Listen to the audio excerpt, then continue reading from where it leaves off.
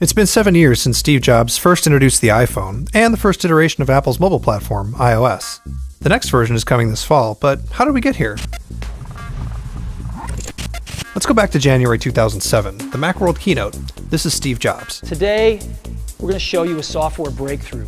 Software that's at least 5 years ahead of what's on any other phone. When the original iPhone was introduced, it was actually well behind the competition in a strict feature-by-feature comparison. Windows Mobile, Palm OS, Symbian, and even BlackBerry were all established systems in 2007 with a wide and deep array of features. Instead, Apple focused on the core experience. As Steve Jobs put it, the iPhone was three things: a phone, a web browser, and an iPod. It had a capacitive touchscreen with pinch to zoom and inertial scrolling. It had a Safari app that nearly matched the power of a desktop browser, although Apple famously refused to support Flash. And it also had the best Google Maps you could find on the go. But big changes came with the iPhone 3G and the iPhone OS 2.0. It's at that point in 2008 that Apple opened the doors for third-party developers to create iPhone apps. Critically, the App Store existed both on the device itself and within iTunes, where users could easily browse and install apps. Let's talk about what's next, and that is iPhone OS 3.0. With version 3.0 and the iPhone 3GS, Apple focused on cleaning up any little messes it had made in its previous versions.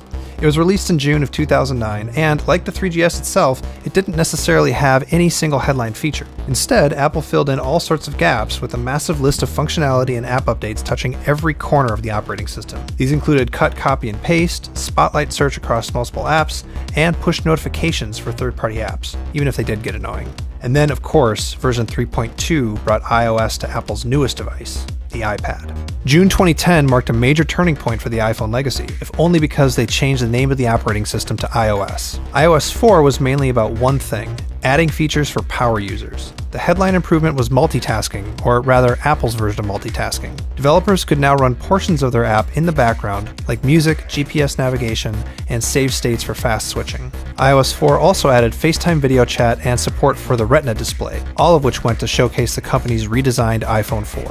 iOS 5 came with a lot of personality, and she was named Siri. Yes, sometimes she was unable to connect to the web to perform either voice recognition or transcription, and other times she returned with strange results. But still, as a natural user interface, she was one of the more promising things we'd seen on a phone. In iOS 6, Siri and Notification Center got upgrades, and Apple also introduced a potential dark horse with Passbook. But the big headline was what Apple took out. Google Maps had long been considered the benchmark in online mapping, but it's also made by one of Apple's biggest rivals. With iOS 6, Apple dumped Google and introduced its own Maps app. It had turn-by-turn navigation, a 3D flyover mode, and, well, a lot of embarrassing issues. It also nixed public transit directions entirely, something Apple still hasn't managed to bring back.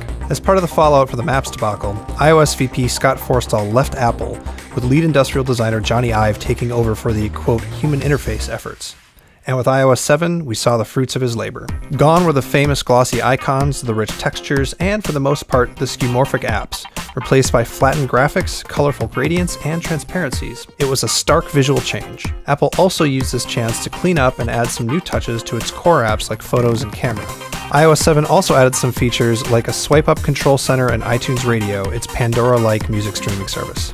All of which brings us up to today with iOS 8, a refinement on the design iOS 7 established. The most impressive new feature is what Apple is calling continuity.